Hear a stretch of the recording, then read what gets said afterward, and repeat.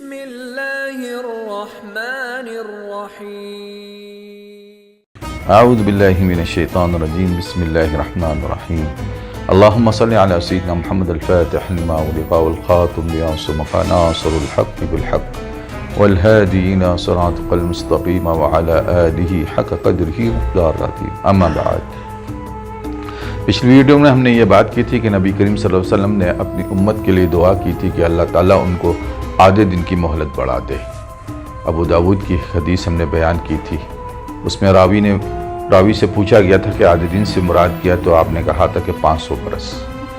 آج ہم 1442 ایئرز پر ہیں۔ گویا مراد یہ ہے کہ امت کی کل عمر جو ہے وہ 500 برس ہے، لیکن امت کی عمر سے مراد لوگوں کی عمر نہیں، یہ بات ذرا واضح ذہن میں رہے۔ امت کی اگر عمر کی جاتی تو اس سے مراد کہ اسلام کی عمر کتنی ہو، یعنی اسلام کی مدت حیات باقی کتنی ہے، اور وہ ہے 1500 برس۔ یہ 1500 برس کب ختم ہوں گے آج ہمیں آپ کو بتانا پڑے گا۔ 1500 برس پہلا جمعہ پہلی محرم کی پہلی تاریخ ہوں گی، جب سورج جو ہے مغرب سے طلوع ہوگا ایک مرتبہ۔ جب سورج مغرب سے طلوع ہوگا تو باب توبہ بند ہو جائے گا۔ باب توبہ قیامت کی 10 بڑی نشانیوں میں سے ایک نشانی ہے۔ جب باب توبہ بند ہو جائے گا تو سمجھ لے وہ مدت ختم ہوگی، اور اس کے بعد بڑی علامتوں کا دور شروع ہوگا۔ دراصل قیامت کی جو نشانیاں ہیں، علامات القیامت، اس کے 2 سیگمنٹ ہیں۔ ایک سیگمنٹ وہ ہے جس میں حضور صلی اللہ علیہ وسلم کی امت کی عمر ختم ہونی ہے، اور ایک دوسرا سیگمنٹ وہ ہے جس میں کل امت ختم ہو جانی ہے۔ اب یہ دیکھیں کہ ایک میں جو ہے باب توبہ بند ہوتی ہے، جس میں اسلام کا دروازہ بند ہو جاتا ہے، اور ایک وہ مرحلہ ہے جب امت ہی نہیں رہیں گی اس دنیا میں، اور وہ مرحلہ جب آئے گا جب حضرت عیسیٰ علیہ السلام نازل ہو جائیں گے اور یاجوج ماجوج کا خروج ہو جائے گا، پھر حضرت عیسیٰ علیہ السلام کا انتقال ہوگا، اور پھر اس کے بعد امت چند عرصہ رہنے کے بعد اس دنیا دار فانی سے کوچ کر جائیں گی، جب ایک ہوا ان کو آلے بیٹھیں گی، جس سے صاحب ایمان کا انتقال ہو جائے گا، اور جو منافق ہوں گا اسے بس یوں ہی نزلہ زکام ہوگا۔ یہ حدیث اور روایتوں میں اس کا ذکر ملتا ہے۔ لیکن آج ہم ٹاپک کو تھوڑا سا مختلف انداز میں لیں گے کہ یہ 1500 برس جو ہے حضرت صلی اللہ علیہ وسلم کی امت کو جو دی گئی ہے، اس میں بڑے واقعات آنے والے دنوں میں کیا پیش آ سکتے ہیں، اس پہ تھوڑا سا ہم بات کر لیں۔ حضور صلی اللہ علیہ وسلم کی ایک حدیث ہے کہ اسلام کا چکی چلے گی 35 سال، 36 سال اور 37 سال، راوی نے اس کا ذکر کیا ہے۔ تو اس چکی میں جو لوگ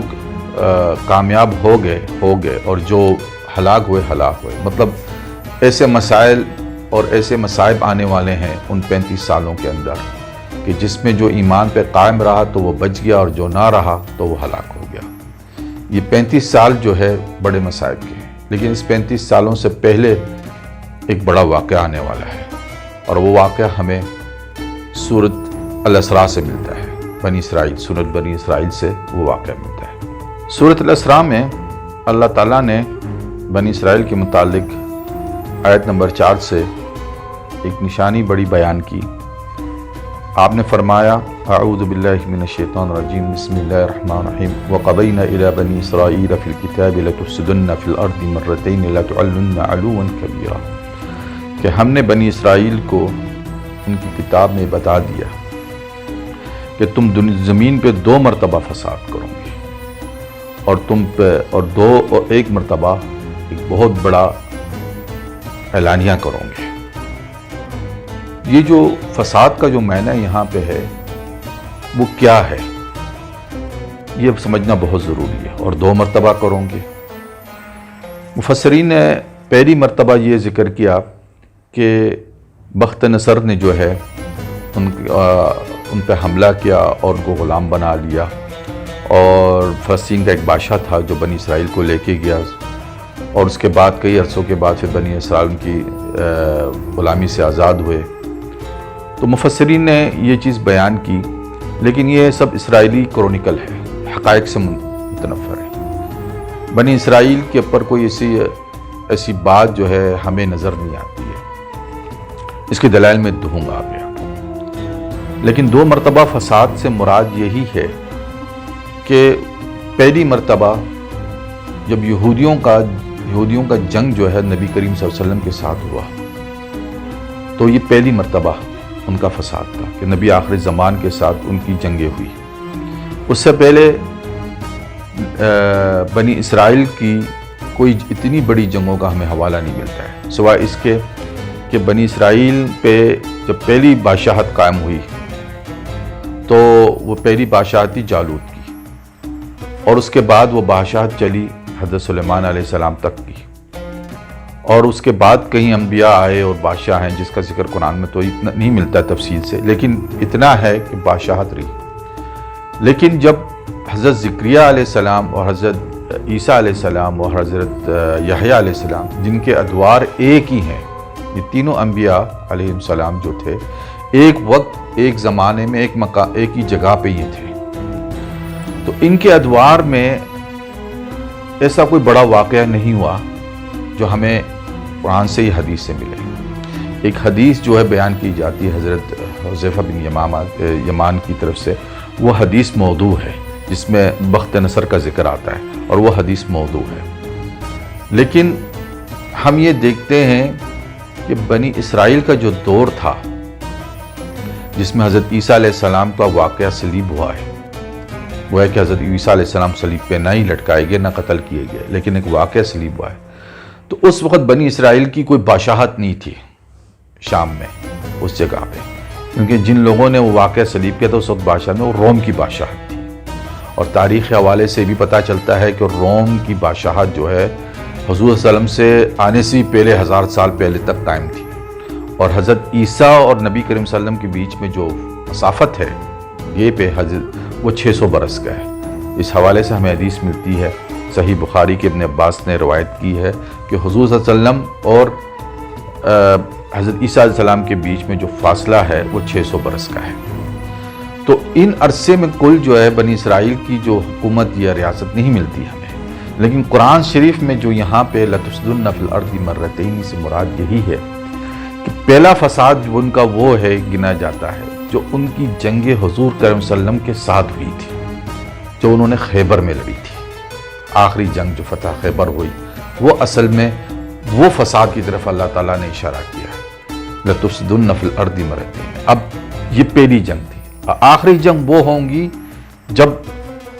آخرت کا وعدہ آ پہنچے گا، لیکن آخرت کے وعدے سے پہلے اسی سورۃ اسراء میں 8ویں آیت میں ایک اللہ تعالیٰ نے اشارہ دیا ہے، وَإِنْ عُدْتُمْ عُدْنَا، اور اگر تم واپس پلٹو گے تو ہم بھی پلٹ آئیں گے۔ یہ بڑا ایک سوالیہ نشان ہے کہ واپس کہاں پلٹوں گے اور کہاں اللہ تعالیٰ نے کہا ہم پلٹ آئیں گے۔ گویا کہ اس مفسرین نے کچھ اس آیت کی تفسیر کچھ الگ سی کی ہے، پلٹ کے آنے سے مراد ان کی گمراہ ہو جانا۔ تو یہ تو معلوم ہے کہ بنی اسرائیل تو ہمیشہ سے گمراہ ہی رہے، تو ان میں کون سے لوگ تھے؟ بہت ہی کم لوگ تھے جو حضور صلی اللہ علیہ وسلم کے زمانے میں جنہوں نے ایمان لے آئے، اکثر تو وہ گمراہ ہی رہتے تھے اور سازشیں کرتے تھے۔ یہاں یہی مراد جو سمجھا جا سکتا ہے ان عدنا، کہ جب تم پلٹ کے وہیں پہ آؤ گے، کہاں سے؟ جہاں سے نکالے گئے ہو، یعنی جزیرۃ العرب سے، یعنی خیبر سے، تو ہم بھی پلٹ آئیں گے۔ یہ وہ جنگ ہے جو ہم سب سے پہلے کریں گے بنی اسرائیل کے ساتھ، اس آیت کی روشنی میں جو ہمیں بتا رہی ہے۔ ایک حدیث نبی صلی اللہ علیہ وسلم نے فرمایا ہے کہ اعمار بیت المقدس خراب یثرب، کہ جب بیت المقدس کی جب تعمیر ہوں گی تو یثرب کی خرابی ہوں گی۔ اس کے متعلق لوگوں نے کہا کہ بیت المقدس سے مراد یروشلم ہے، وہ جب وہاں پہ بلڈنگیں بننا شروع ہو جائیں گی، جب سویلائزیشن شروع ہو جائیں گی وغیرہ وغیرہ وغیرہ، تو یثرب، اس سے مراد یہ نہیں ہے کہ سویلائزیشن ہو جانا، اس سے مراد یہ کہ بیت المقدس مقدس جگہ، حدیث نے اسے مقدس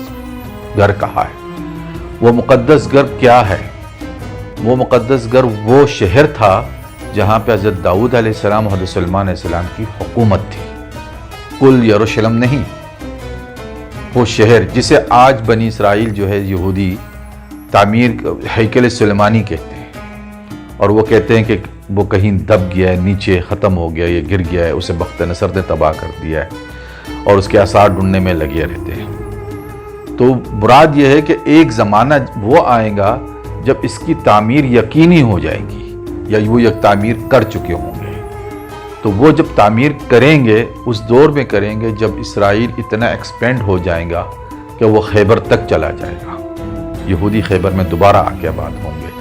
اس کا مقصد یہ ہے ان عدتم عدنا، کیونکہ سورۃ اسراء جو ہے وہ فتح مکہ کے وہ مدینہ کی ہجرت سے پہلے کے پر نازل ہوئی تھی. یعنی حضور صلی اللہ علیہ وسلم کا جو ہے معراج کا جو واقعہ ہے وہ ہجرت سے 2 سال پہلے کا واقعہ ہے. اور یہ جتنی آیتیں ہیں سورۃ اسراء کی، یہ ساری کی ساری مکی ہیں. کچھ آیتیں اس کی ایسی ہیں وہ مدینہ میں اتری ہے، لیکن وہ یہ آیتیں ان میں شامل نہیں ہیں. تو یہ واقعہ حضور صلی اللہ علیہ وسلم کا یوں بیان کرنا، اب یہودیوں کے ساتھ جنگ بھی نہیں ہوئی اور کوئی ویسا معاہدہ بھی نہیں ہوا، اس کے باوجود اس سے پہلے یہودیوں کا ذکر ہو جانا، تو یہ معنی رکھتا ہے کہ پہلی جنگ لا تفسدن فی الارض مرتین، یعنی حضور صلی اللہ علیہ وسلم کی ساتھ جنگ کرنا یہ فساد تھا ان کا، اور دوبارہ وہ جنگ کرنا جو اسلام جب یہ دوبارہ لوٹ کے خیبر میں آئیں گے تو دوبارہ پھر جنگ ہوں گی مسلمانوں کے ساتھ. یہ دوسرا وَلَا تَعْلُنَّ عُلُوًّا كَبِيرًا، تو یہ ایک بڑی وہ یعنی آپ کہہ سکتے ہیں کہ جب یہ دجال کے پیچھے چلیں گے اور دجال کی خداوندی کو مطلب ان کی دجال کی خداوندی کا جو دعویٰ ہے اسے قبول کریں گے، تو یہ وہ بڑا اعلان جسے کہتے ہیں کہ اللہ تعالیٰ نے اس کو اس طریقے سے بیان کیا کہ بہت بڑا ہی جو ہے نا گناہ کر بیٹھیں گے اس وقت، تو وہ بہت بڑا فساد ہوگا. بنی اسرائیل کے ساتھ جو جنگ ہونے والی ہے وہ اسی صورت ہوں گی جب بنی اسرائیل خیبر تک دوبارہ واپس آئیں گے، اور یہ ہو کے رہے گا، کیونکہ قرآن یہ کہہ رہا ہے کہ جب تم پلٹ کے آؤ گے تو ہم بھی پلٹ کے آئیں گے. اور اللہ تعالیٰ اس وقت اولی بأس شدید، اولی بأس شدید سے مراد یہ ہے کہ اس کی عباد لنا، جو ہمارے بندے یاد رہے بخت نصر مسلمان نہیں تھا، اس کے لیے یہ آیت بیٹھ نہیں سکتی ہے. اولی بأس شدید سے مراد وہی ہے کہ مسلمان ایمان والے بندے جو اللہ کے بندے ہو اور قوت میں بہت زیادہ ہو، طاقت رکھتے ہو، قوت ہو، اور وہ پھر جو ہے بنی اسرائیل پہ غالب آئیں گے. اور یہ واقعہ غزوہ ہند سے پہلے پیش آئے گا. کچھ لوگ آج کل غزوہ ہند کی بڑی بات کرتے ہیں، غزوہ ہند بھی آئیں گا، لیکن غزوہ ہند سے پہلے آپ اپنی ایک جنگ کی تیاری کریں جو خیبر میں دوبارہ سے آپ نے لڑنی ہے. لیکن اس سے پہلے بھی ایک واقعہ ہے،